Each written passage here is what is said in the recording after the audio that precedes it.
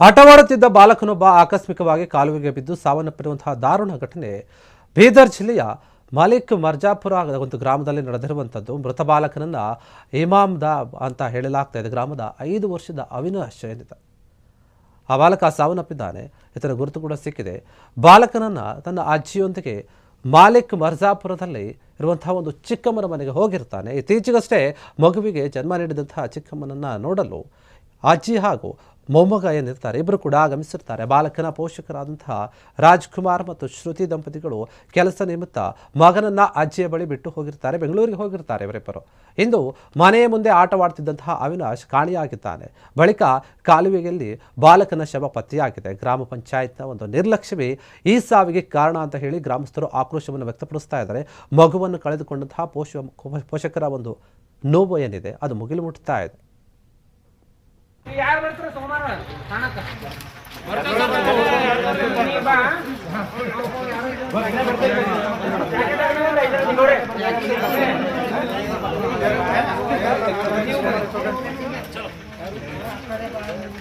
ಎಲ್ಲ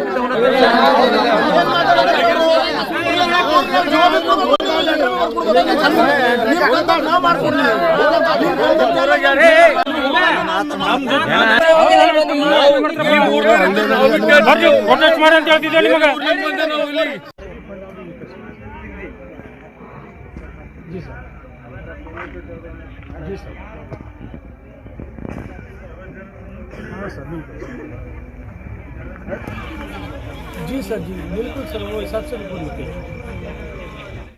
ಇಂದು ಮನೆಯ ಮುಂದೆ ಆಟವಾಡ್ತಿದ್ದಂತಹ ಅವಿನಾಶ್ ಕಾಣೆಯಾಗಿದ್ದಾನೆ.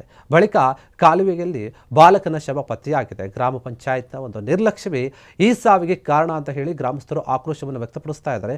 ಮಗುವನ್ನು ಕಳೆದುಕೊಂಡಂತಹ ಪೋಷಕರ ಒಂದು ನೋವು ಏನಿದೆ ಅದು ಮುಗಿಲು ಮುಟ್ತಾ ಇದೆ. ಯಾರು ಬರ್ತಾರೆ ಸೋಮವಾರ ಕಾಣಕ